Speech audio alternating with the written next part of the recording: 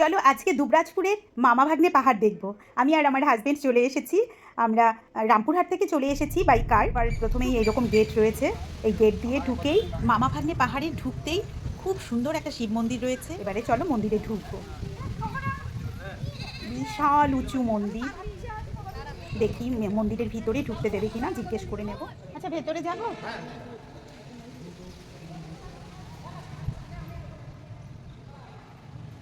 বিকেল 5টা মতো বাজে।